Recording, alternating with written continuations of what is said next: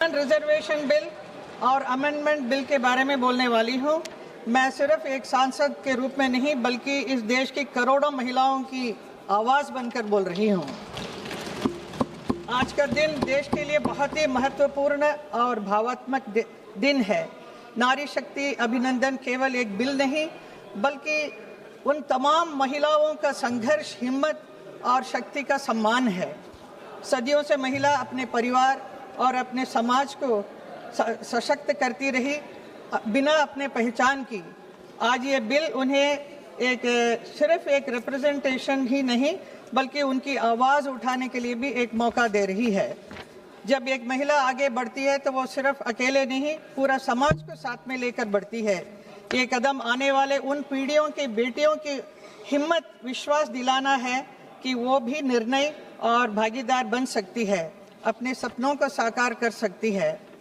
ये आज का ये जो बिल जो है ये केवल एक कानून ही नहीं बल्कि नए युग का एक स्वागत कर रहे हैं, सम्मान, समानता और एम्पावरमेंट के युग का।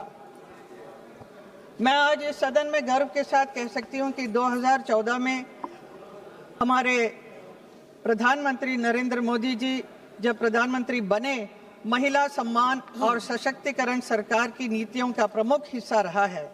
सरकार ने केवल महिलाओं के लिए कई योजनाएं, कानून बनाए हैं जिनका उद्देश्य सुरक्षा, शिक्षा, आर्थिक स्वतंत्रता और सामाजिक सम्मान बढ़ाना है। बेटी बचाओ, बेटी पढ़ाओ, उज्ज्वला योजना, मातृवंदना योजना, स्वच्छ भारत मिशन, मिशन शक्ति, जन धन योजना, मुद्रा योजना, प्रधानमंत्री Awas Yojana, self help group, लखपति दीदी योजना, नमो ड्रोन दीदी योजना, नारी वंदन अभिनंदन, इन सभी प्रमुख उदाहरण थे। मैं कह सकती हूँ कि सरकार ने इस उद्देश्य के साथ उन्होंने किया कि योजनाएं लाना और कानून बनाना ही नहीं बल्कि उसके साकार भी किया है और परिवर्तन आज भी हम हर क्षेत्र में देख सकते हैं। आज महिलाएं हर क्षेत्र में अग्रणी हैं, चाहे शिक्षा का क्षेत्र हो, खेल का क्षेत्र हो, विज्ञान का क्षेत्र हो, सैन्य क्षेत्र का हो, उद्योग का हो, राजनीति हो। हमारी महिलाएं हर क्षेत्र में ऊंचाई को छू रही हैं। आज पृथ्वी से लेकर अंतरिक्ष तक कोई भी ऐसा स्थान नहीं है जहां महिलाएं नहीं पहुंची हैं। आज की महिलाएं हर जगह सफलता के झंडा गाड़ रही हैं। आज की महिला रॉकेट चला रही हैं, फाइटर प्लेन चला रही हैं, मेट्रो चला रही हैं। तो वही राष्ट्रपति द्रौपदी मुर्मू जी और हमारे वित्त मंत्री निर्मला सीतारमण जी अपने नेतृत्व से देश को नई दिशा दे रही हैं। ये सब संभव हुआ है भारतीय जनता पार्टी की सरकार की सोच से, नरेंद्र मोदी जी के संकल्प से और हमारी महिलाओं के साहस और सामर्थ्य से। मैं एक कलाकार हूँ, मुझे बहुत ही गर्व है कि मैं सांसद होने के साथ साथ एक अभिनेत्री भी हूँ और कला जगत से भी मैं उसका रिप्रेजेंटेट करती हूँ। मैं बहुत संघर्ष और मेहनत के साथ काम करके मैंने मेरी अपनी पहचान बनाई हूँ, जिसके कारण आज मुझे इस सांसद में खड़े होकर आप सबके सामने बोलने का अवसर भी मिल रहा है। मुझे एक ज़माना था जब फिल्म बनाने शुरू किया था, उन दिनों में लड़कियां फिल्मों में नहीं आ रही थी, तो पुरुष ही लड़कियों का भेष पहनकर वो एक्टिंग करते थे लड़कियों का। वो ज़माना गया जब से हमारी मीना कुमारी, मधुबाला, नरगिस जैसे बहुत ही सुंदर नारियां फिल्म जगत में आने लगी। तो ये उन बाकी सभी महिलाओं को प्रोत्साहित किया, तभी बहुत सारे लोग फिल्मों में ज्वाइन किया। ऐसे ही संगीत जगत में भी हमारे देश का जो गौरव है, लता मंगेशकर जी और आशा भोंसले जी जैसे महान कलाकार बहुत ही संघर्ष करके बचपन से वो ऐसे एक स्थान को हासिल किया है। आज पूरा देश उनको नमन करता है और उन्होंने भी बहुत संघर्ष किया, जिसकी वजह से संगीत जगत में भी आप देख सकते हैं बहुत सारी लड़कियां फिल्मों में गाना गा रही हैं। आज मैं बहुत हाल ही में आशा जी का निधन हुआ है, तो मैं उनको विनम्र श्रद्धांजलि अर्पित करना चाहती हूँ, आशा भोंसले जी का।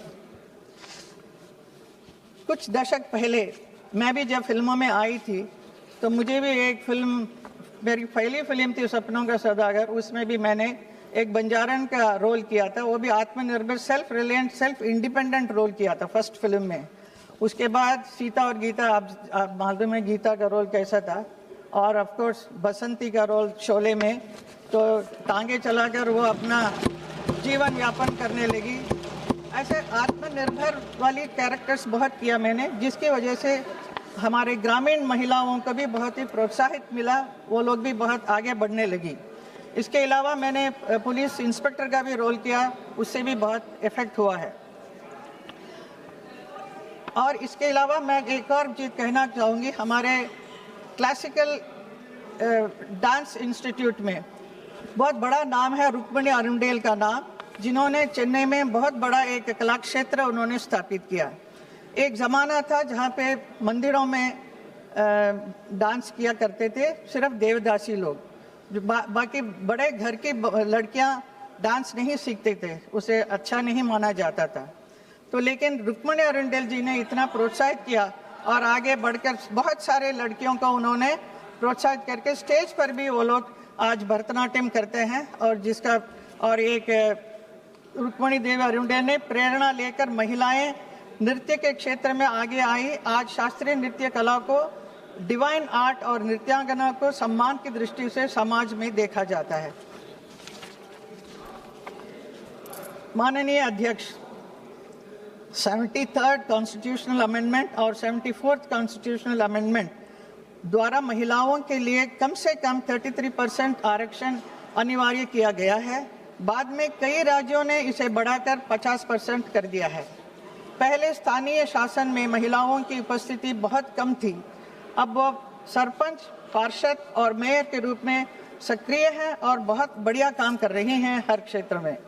इससे जल, शिक्षा, स्वास्थ्य, स्वच्छता जैसे मुद्दों को प्राथमिकता मिली जो सीधे आम जीवन से जुड़े हैं।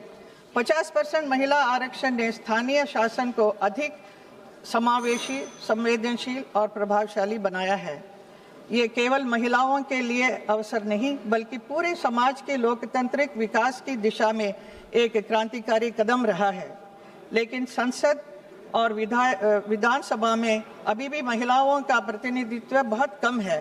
संसद में 15% और विधानसभा में 10% से भी कम है। Madam kindly conclude madam. कभी कभी ये पूरा करने के लिए नरेंद्र मोदी जी के नेतृत्व में सरकार ने 2023 में नारी शक्ति वंदन अधिनियम लाया और अब वो संविधान संशोधन लाया गया है ताकि संसद, विधानसभाओं में महिलाओं को 33% आरक्षण दिया जा सके। इसको लोकसभा की सीट भी बढ़ाई जा सकती है। इसमें सभी जाति, सभी धर्म और सभी क्षेत्र की महिलाओं को अवसर दिया जाएगा, कोई भेदभाव नहीं है। ये बात मैं विपक्ष को जो मांग रहे हैं उनके लिए मैं कह रही हूँ।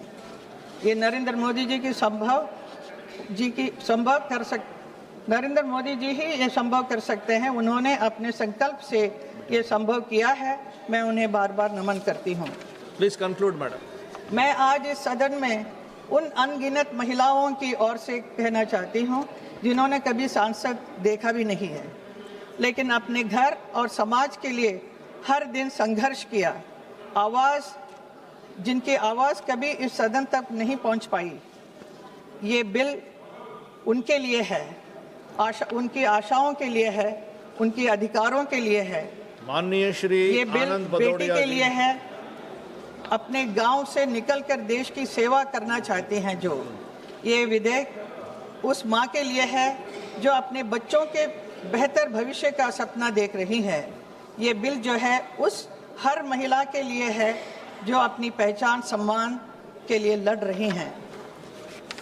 लेकिन मैं ये भी कहना चाहूँगी कि महिला सशक्तिकरण केवल कानून बनाने से नहीं होगा। हमें समाज की सोच बदलनी होगी। हमें बेटियों को बराबर अवसर देना होगा। हमें परिवार और समाज में सम्मान देना होगा। Ma'am, I call the next speaker, kindly conclude ma'am. हर क्षेत्र में महिलाओं की भागीदारी बढ़े, महिलाएं आगे बढ़े, आत्मनिर्भर बने, यही मैडम काइंडली कंक्लूड।